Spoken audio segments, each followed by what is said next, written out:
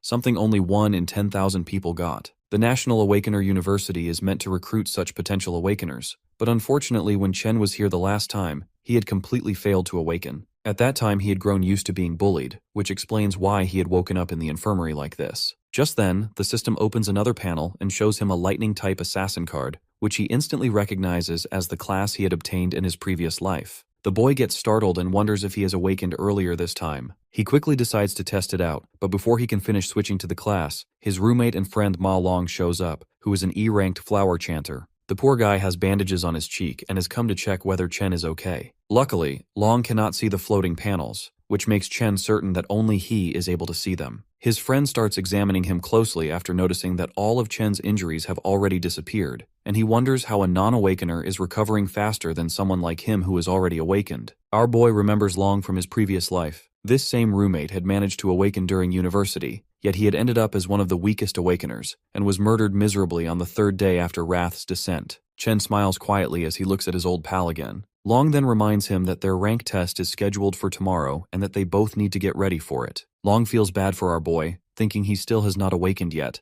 but he reminds him that this rank test is extremely important if he wants to graduate. As they walk through the lively streets, Chen casually comments that it has been a long time since he has seen so many people around, which ends up scaring the hell out of his roommate. Chen keeps thinking that if he does nothing in this life, they are all going to face the same miserable future again. Because of that, he decides that he needs to train as hard as possible and raise his level quickly. However, there's another problem, since at this point in time the only way for an awakener to gain experience and level up is by defeating monsters inside demon lairs. These lairs are completely controlled by the major guilds, which means weak people or outsiders like him have almost no chance to level up at all. He opens his status window and studies his stats, wondering where he stands compared to other awakeners, and even the monsters themselves. The government has classified awakeners into ranks starting from E and going all the way up to S class. Chen knows that most students in the university are stuck at E rank, with only a few barely reaching D rank at best. He glances at his friend and quietly mocks him in his head, feeling at least confident that he ranks higher than him. Just then, a ball suddenly flies in and smacks straight into the poor nerd, knocking off his glasses and sending them shattering. It turns out they have once again run into the bully Gong Chung and his lackeys, the same guys who beat them up just the day before. Chung smirks and asks the nerd why he did not bring him crates of drinks when he already knew he was paying here. Long quickly apologizes and is about to go buy the drinks with his own money, but Chen steps in and stops him, saying that the one who should be apologizing here is actually Chung.